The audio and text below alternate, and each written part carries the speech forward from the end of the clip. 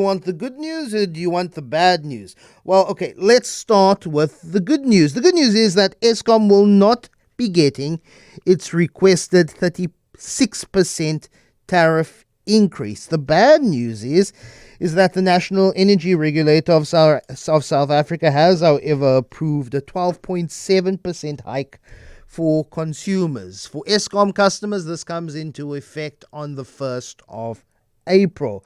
The utility had increases approved for 3 financial years, so from this year to March 2026, it will be a 12.7% increase. In 2027, it will be a 5.36 increase, and 2028, a 6.19% increase. So this morning, we take a closer look at how this hits your pocket, how this hits the pocket of the South African household when it comes to how many electrical prepaid units you get for 100 Rand. Hey, between 2007 and 2020, Eskom's average electricity price rose by around 460%. That's not accounting for inflation. We're struggling in this country. Mervyn Abrahams is the program coordinator at the Pietermaritzburg Economic Justice and Dignity Project. Good morning, Mervyn. Really appreciate your time. Let's look at the silver lining.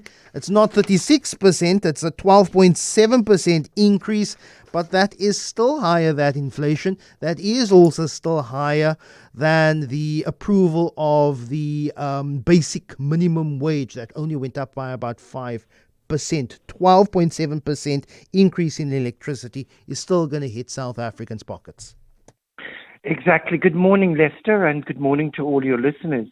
Yes, Lester, if we look at February 2022, and we take 350 kilowatts of electricity, which we have worked out most low-income households actually require to run, their households, their fridges and the stoves and the kettles and so on. Then in February 2022, 350 kilowatts of electricity would have cost you 731 Rand and 50 cents.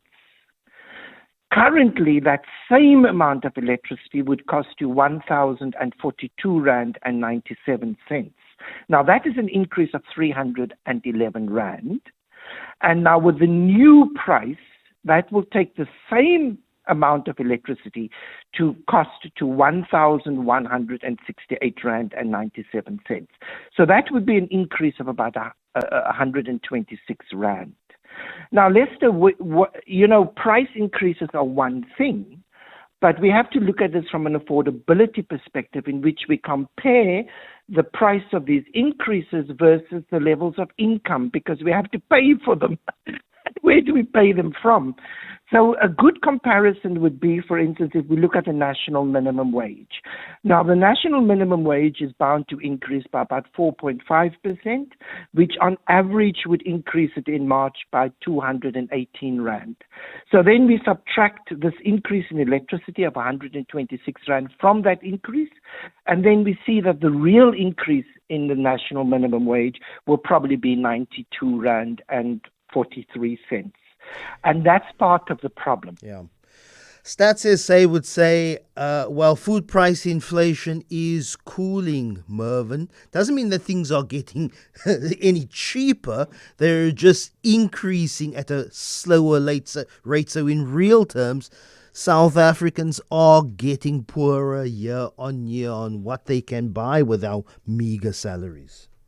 Exactly. So if food prices, for instance, continue to increase at its current rate, which is plus minus about 50 Rand on this basket of 44 very basic foods, and you then deduct that 50 Rand increase from that 92 Rand, you see you're left with 42 Rand. And then, of course, taxi fares will go up, transport. So it is likely that those earning at getting the increase in the national minimum wage will actually have less money available to pay for electricity, food, and transport. Yeah. And that is really the heart of our affordability crisis. Mervyn, how do we square the market sentiment that says, oh, things are looking up in South Africa, that over the last 6 months, a government of national unity means that the markets have responded well. There's increased foreign investment, that we're on a good and steady footing. But I don't think that is translating to the average South African household. A government of national unity should not just be working for the markets, it should be working for the people. And I suspect that this government of national unity has 2 or 3 years to not only show improvement in market sentiment, but to show real improvement or in people's lives. Or this government of national unity, this broad-based coalition is toast. Well, exactly. And so when we talk, for instance, at investor confidence and so on, we need to look at where are these investors investing their money. And a lot of that investment is going to the financial sector, which has no impact on more than 80% of South Africans. If the investment is in manufacturing, opening of factories, manufacturing new goods and products, then we have the likelihood of creating more jobs. And that, of course, will help because currently each worker has to support 4 persons. So if we can get 2 workers in a household working and earning at the national minimum wage, of course there will be more money and the dependency would be less. So it's also a question as to where these investors are investing their money and in which part of the economy, and does that in fact lead to job creation? Because in most cases it does not in fact lead to job creation. Eskom would argue that not getting its 36% request will affect how they produce and distribute electricity. They will have a 250 billion rand shortfall in their top line over the next 3 years because they have not gotten this 36%. They only got a 12.7. Whose problem is that? Is that mine or yours or the working families, or is that Eskom's problem? Well, it is. Eskom has a major problem in terms of their business model. I mean, for a number of years, Eskom was just relaxing in the sense that they can just increase tariffs,